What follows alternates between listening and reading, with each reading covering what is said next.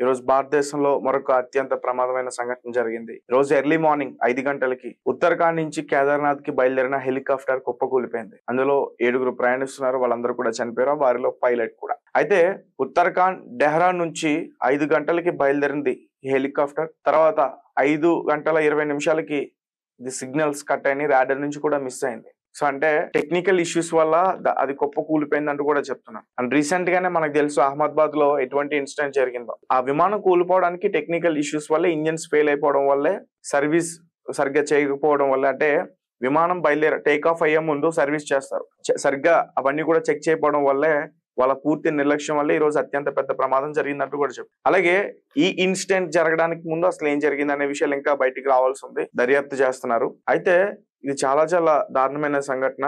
ఎందుకంటే పైలట్ తో పాటు 7 ప్రయాణికులు కూడా చనిపోయారు.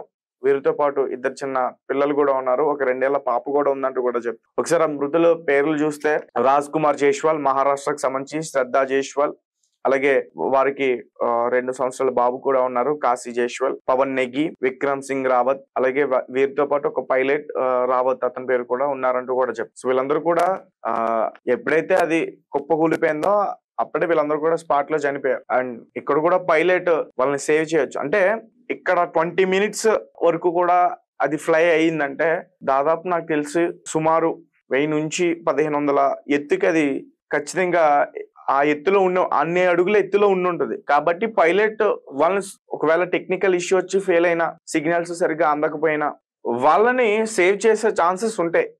అతను కూడా సేవ్ అయ్యే ఛాన్సెస్ కూడా ఉంటాయి. మరి అసలు ఈ ప్రమాదం ఎందుకు జరిగింది, ఎలా జరిగింది? సో ఉన్నది తక్కువ మంది, ఇది వెళ్ళి దేన్నో ఢీ కొట్టలేదు. మరి ఎలా జరిగింది? ఏమైనా టెక్నికల్ ఫెయిల్యూర్స్ వల్ల మళ్ళీ ఈ ప్రమాదం జరిగిందా? అనేక అనుమానాలు వస్తున్నాయి ఈ మధ్య కాలంలో. ఇటువంటి ప్రమాదాలు చూస్తుంటే వీటికి ముందు బాంబు బెదిరింపులు రావడం, ఎయిర్పోర్ట్ లో బాంబులు ఉన్నాయనటం, ఎయిర్ ఇండియా విమానాల్లో బాంబులు ఉన్నాయనటం, ఇలాంటివి చాలా వస్తున్నాయి. అండ్ మరీ ముఖ్యంగా స్లీపర్ సెల్స్. ఈ పహల్గామ్ అటాక్ అయిన తర్వాత కొన్ని ప్రాంతాల్లో స్లీపర్ సెల్స్, ఈ పాకిస్తాన్ కి పనిచేస్తున్న గూఢచారులు, యూట్యూబర్లు, ఆర్మీ ఆఫీసర్స్ కొంతమంది పాకిస్తాన్ అమ్ముడుకుపోయి ఆర్మీకి సంబంధించిన రహస్యాలన్నీ కూడా చెప్పేయటం, ఇటువంటి అన్ని కూడా చాలా ఎక్కువ జరుగుతున్నాయి. ప్రెసెంట్ సిచ్యువేషన్ చాలా చాలా సెన్సిటివ్ గా ఉంది. అంటే ఇది చూసే వాళ్ళకి ఎలా అనిపిస్తుంది అంటే ప్రజల్ని భయం భ్రాంతికి గురి చేస్తున్నారు అనే విధంగా ఉంటుంది. కానీ మనం ఖచ్చితంగా దీని గురించి డెప్త్ ఆలోచన చేయాల్సిన అవకాశం చేయాలి. మీకు చిన్న ఎగ్జాంపుల్ కూడా చెప్తా, మీకు సోద అనిపిస్తుందేమో ఈ వీడియో. ఇజ్రాయెల్ ఈరోజు ఇరాన్ పైన అటాక్ చేస్తుంది, భయంకరమైన అటాక్. ఆ అటాక్ చేయడానికి 1 ఇయర్ టైం పట్టింది. 1 ఇయర్ టైం తీసుకుని గురి చూసి సరిగ్గా కొట్టింది, వాళ్ళు చచ్చిపోయారు.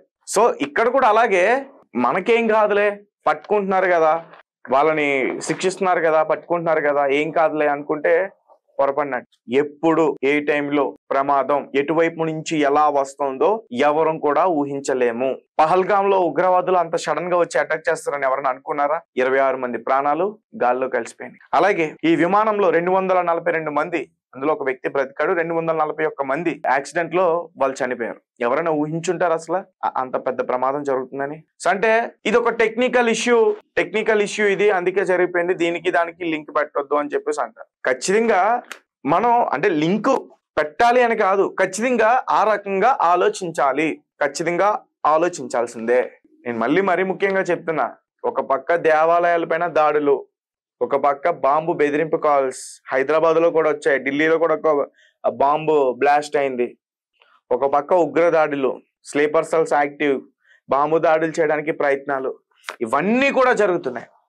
ఇప్పుడు రీసెంట్ గా టేక్ ఆఫ్ అయిన హెలికాప్టర్ ఒకటి, విమానం ఒకటి టేక్ ఆఫ్ అయిన తర్వాత ప్రమాదాలకి గురవుతున్నాయి. అంటే మనం ఏం ఆలోచించాలి? ఇవి కూడా టెక్నికల్ ఇష్యూసే లేకపోతే మానవ తప్పిదం వల్ల, లేదంటే మన పైలట్ నిర్లక్ష్యం వల్ల, లేదంటే మన ఇంజనీర్ నిర్లక్ష్యం వల్ల ఇది జరిగిపోయిందని చెప్పేసి వాళ్ళ మీదకి తోసే ప్రయత్నం చేసేస్తాం. ఖచ్చితంగా మనం ఆలోచన చేయాల్సిన పరిస్థితి ఇప్పుడైతే మాత్రం ఉంది. రీసెంట్ గా ఇప్పుడు ఆ విమానం యొక్క పడిపోయిన తర్వాత అహ్మదాబాద్ లో అదంతా కూడా ఎగ్జాక్ట్ గా మనం సినిమాలో చూస్తున్నాం. అది ఎలా కిందకి పడుతుంది, ఎలా దానికి వెళ్ళి గుద్దుకుంది, అదంతా కూడా ఆ ఫుటేజ్ సినిమాలో చూసినట్టు చూస్తున్నాం. చూసిన తర్వాతే మనం ప్రతి ఒక్కరం కూడా మాట్లాడుకుంటున్నాం, అమ్మో అంత పెద్ద బ్లాస్ట్ జరిగింది, ఖచ్చితంగా వాళ్ళు చనిపోతారని. ఒకవేళ అది మనం కనుక చూడకపోతే మనం ఏం మాట్లాడుకుంటాం? అనేక అనుమానాలన్నీ వస్తాయి. నేనేమంటానంటే అసలు ఆ వీడియో తీసింది ఎవరు, ఆ వీడియో ఎందుకు తీశాడు, అదే టైంలో ఎందుకు తీశాడు, ఆ ఒక్కడే తీసాడు లేదంటే ఇంకా చాలా మంది తీసారా ఆ అబ్బాయితో పాటు? ఇప్పుడు ఎవరైతే ఆర్యన్ ఇంటర్ స్టూడెంట్ అని చెప్తున్నారో ఆ అబ్బాయి.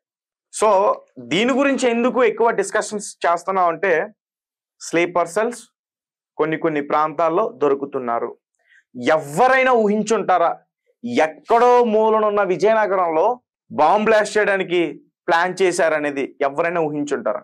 పహల్గామ్ అటాక్ అయిన తర్వాత ఇంటెలిజెన్స్ అలర్ట్ అయిన తర్వాత వాళ్ళ ఆచూకీ తెలిసింది. ఒకవేళ పహల్గామ్ అటాక్ కాకపోతే అక్కడ గట్టిగా నష్టం జరిగేది, చాలా మంది ప్రాణాలు కోల్పోయేవారు. తర్వాత హైదరాబాద్ లో కూడా బాంబ్ బ్లాస్ట్ చేయడానికి ప్లాన్ చేశారు. ఇప్పుడు సో కాల్డ్ సిరాజ్ అని ఒకడు, హఫీజ్ అని ఒకడు, సయ్యద్ అని ఒకడు, ఎవరైతే పేర్లు వినిపిస్తున్నాయి వాళ్ళు మాత్రమే కాదు, ఇంకా గూఢచారులు కూడా ఉన్నారు కదా, పాకిస్తాన్కి అమ్ముడుపోయి పెంపుడు కుక్కల్లో పనిచేస్తున్నారు, మన భారతదేశంలోనే ఉంటూ మన మట్టిలో బ్రతుకుతూ మన అన్నం తింటూ కుక్కల్లా పనిచేస్తున్నారు. ఇప్పుడు జ్యోతి మల్హోత్రా కావచ్చు, రామ్ ఎవరైతే ఆర్మీ ఆఫీసర్ అతను కావచ్చు, బిఎస్ఎఫ్ ఆఫీసర్ కావచ్చు, ఒకడేమో సిమ్ములు పట్టుకెళ్ళి ఇస్తాడు, ఇండియాకి సంబంధించిన సిమ్ములు ఇస్తారు, ఇంకొకరేమో ఆర్మీకి సంబంధించిన మన దగ్గర ఉన్న రక్షణ దళానికి సంబంధించిన ఇన్ఫర్మేషన్స్ అన్ని కూడా ఇస్తారు. అంతా కూడా జరుగుతున్నాయి. సో కాబట్టి ఖచ్చితంగా కొంచెం డెప్త్కి వెళ్ళాల్సిన పరిస్థితి, డెప్త్కి ఆలోచన చేయాల్సిన పరిస్థితి అయితే ఖచ్చితంగా ఉంటుంది. నేనేంటంటే మిమ్మల్ని ఏదో భయపెట్టాలని లేకపోతే ఏదో సోది చెప్పి వ్యూస్ సంపాదించుకోవాలని అని మాత్రం చెప్పట్లా, ఉన్నది ఉన్నట్టుగానే చెప్తున్నా కావాలని. ఎందుకంటే జరుగుతున్న సంఘటనలు అటువంటివి, ప్రాణాలు పోతున్నాయి. కర్మ అని చెప్పేసి ఒకరు అంటారు, మానవ తప్పిదం అని చెప్పేసి ఒకరు అంటారు, ఇదంతా మనమే చేసుకున్నాం అని ఒకరు అంటారు. నిజమే, ఎప్పుడు ప్రమాదం ఎటువైపు నుంచి ఏ రకంగా వస్తుందో కూడా ఎవరు ఊహించలేం. కానీ ఈ ప్రమాదం కొన్ని వందల ప్రాణాలు పోయాయి, రేపు వేల ప్రాణాలు పోయే అవకాశం ఉంటుంది, తర్వాత లక్షల ప్రాణాలు. కాబట్టి మనం జాగ్రత్త తీసుకోవాలా లేదా, అలర్ట్ కావాలా లేదా, దీని గురించి మాత్రమే మనం డిస్కస్ చేస్తాం. 3 days అయింది, 3 days నుంచి ఇప్పటి వరకు కూడా ఆ విషాద సంఘటన గురించి ఎవ్వరం కూడా బయటికి రాలేదు. మీరు వచ్చారా చెప్పండి? నేనైతే ఇంకా ఆ సంఘటన దాని గురించి ఇంకా బయటికి రాలేదు. ఎలా జరిగింది, ఎందుకు జరిగింది, ఆ బ్లాక్ బాక్స్ లోని ఇన్ఫర్మేషన్ బయటికి రావాలి, ఆ డివిఆర్ లో ఆ ఘటనకి జరిగిన ముందు ఏదైతే సీసీటీవీ ఫుటేజ్ లో రికార్డ్ అయింది అదంతా కూడా బయటికి రావాలి. ఇదంతా వచ్చిన తర్వాత మనం ఒక నిర్ధారణకు వస్తాం. అదే ఇంకా పూర్తిగా బయటకు రాలేదు, మళ్ళీ ఒక ఘటన జరిగింది. మీకు విషయం తెలుసా, మీరు న్యూస్ ఫాలో అయితే కనుక ఖచ్చితంగా ఈ విషయం తెలుసుంటుంది. ఏదైతే ఎయిర్ ఇండియా విమానానికి యాక్సిడెంట్ అయిందో దాని తర్వాత రోజు ఎయిర్ ఇండియా విమానంలో బాంబులు ఉన్నాయంటే ఒక బెదిరింపు వచ్చింది. అంటే రెగ్యులర్ గా న్యూస్ చూసేటోళ్ళకైతే ఈ విషయం అర్థమవుతుంది. ఒక విమానంలో బాంబు ఉందంటూ కూడా ఒక బెదిరింపు కాల్ రావడం, ఇమెయిల్ రావడం కూడా జరిగింది. పహల్గామ్ అటాక్ అయిన తర్వాత కేరళలో ఒక బాంబు ఉందని చెప్పి, తాజ్ మహల్ లో బాంబు పెట్టామని చెప్పి మెయిల్స్ రావడం, ఫేక్ మెయిల్స్ రావడం, ఇవన్నీ కూడా జరిగాయి. అంటే ఇక్కడ వీళ్ళు ఎలా అంటే మన సంస్థల్ని డైవర్ట్ చేసి ఆర్థికంగా మన ఆస్తుల్ని ప్లాన్ చేసి కొడుతున్నారా అనే యాంగిల్లో కూడా ఖచ్చితంగా ఆలోచన చేయాలి. రీసెంట్ గా ఈ అహ్మదాబాద్ లో జరిగిన ఆ విమాన ఘటన, ఏదైతే బోయింగ్ అని మనం చెప్పుకుంటున్నామో వాటికి సర్వీసు టర్కీ వాళ్ళు చేస్తారన్నది కూడా ఒక టాక్ బయట. సో టర్కీ రీసెంట్ గా ఎవరికి సపోర్ట్ చేసింది? పహల్గామ్ అటాక్ అయిన తర్వాత, ఆపరేషన్ సింధూర్ మన భారతదేశం చేపట్టిన తర్వాత, 2 దేశాల మధ్య ఒక వార్ నేపథ్యం వచ్చిన తర్వాత టర్కీ ఎవరికి సపోర్ట్ చేసింది? పాకిస్తాన్ కి సపోర్ట్ చేసింది. పాకిస్తాన్ కి సపోర్ట్ చేసిన తర్వాత పాకిస్తాన్ వాళ్ళు టర్కీకి సంబంధించిన కొన్ని డ్రోన్స్ మన భారతదేశం భూభాగం పైకి వదిలితే రష్యా వాళ్ళ దగ్గర మనం కొనుగోలు చేసిన S-400 ఏదైతే సుదర్శన చక్రం కింద చెప్పుకుంటున్నామో వాటితో మనం తిప్పికొట్టే ప్రయత్నం చేస్తాం. సో ఖచ్చితంగా కుట్ర ఉండొచ్చు, కుట్ర లేకపోవచ్చు, మానవ తప్పిదం కావచ్చు, కానీ మనం ఖచ్చితంగా వీటి గురించి ఆలోచన చేయాలి.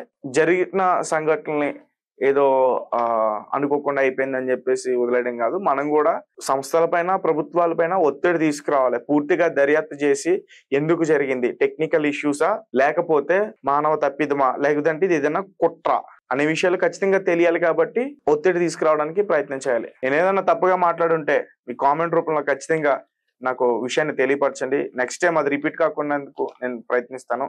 అండ్ వీడియో నచ్చితే లైక్ చేయండి, షేర్ చేయండి. Thank you for watching, thank you so much.